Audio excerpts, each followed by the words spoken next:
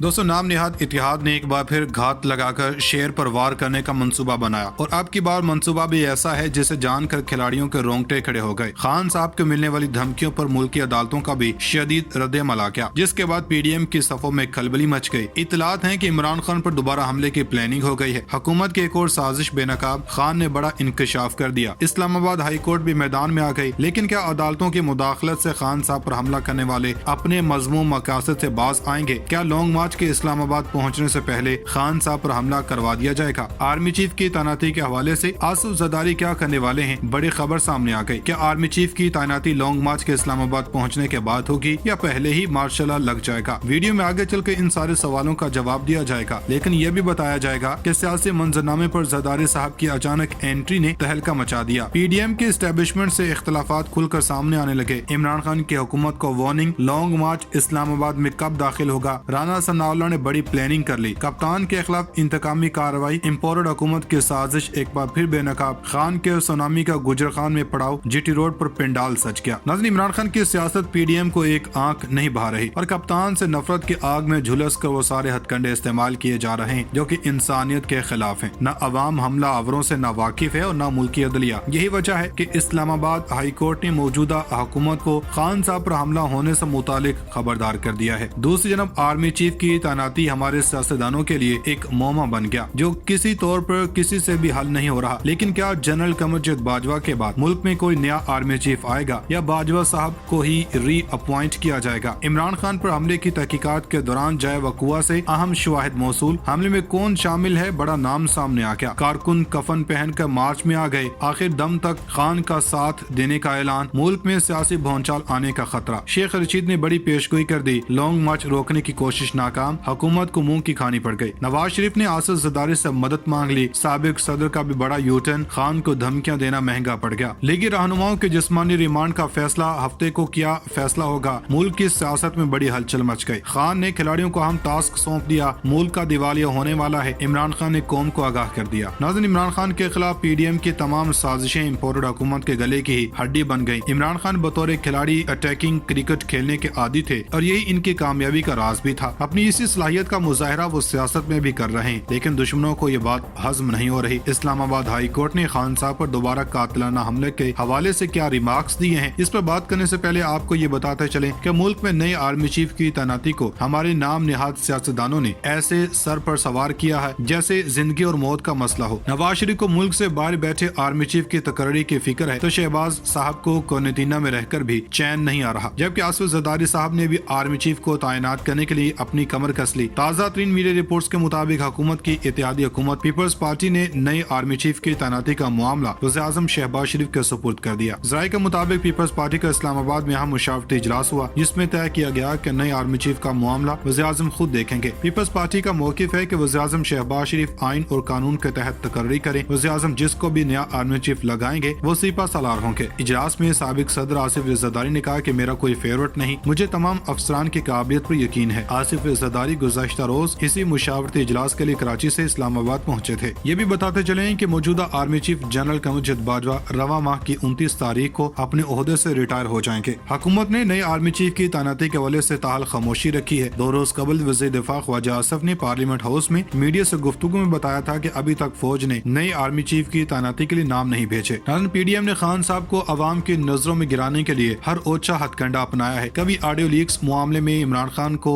जेर करने की कोशिश की तो कभी इलेक्शन कमीशन के हाथों नाअहल करवा कर झुकाने की कोशिश की। जब कोई भी चाल कामयाब न हो तो कातिलाना हमला करवा दिया और जब वहां से भी बच निकले तो दोबारा हमले की प्लानिंग हो रही है, जिसका सबूत इस्लामाबाद हाई कोर्ट ने दे दिया। ताज़ा इतलात के मुताबिक इस्लामाबाद हाई कोर्ट में पीटीआई के एहतजाज की इजाजत के लिए दायर दरखास्त पर समाअत हुई। चीफ जस्टिस आमिर फारूक का कहना है कि इंटेलिजेंस रिपोर्ट्स के मुताबिक इमरान खान पर हमले के खदशात हैं। चीफ जस्टिस आमिर फारूक ने रिमार्क्स दिए कि एहतजाज करना सियासी और गैर सियासी जमातों का हक है, लेकिन आम शहरियों ताजरों के भी हकूक हैं जो मुतासर नहीं होने चाहिए। दौरान समत इंटेलिजेंस रिपोर्ट अदालत में पेश की गई,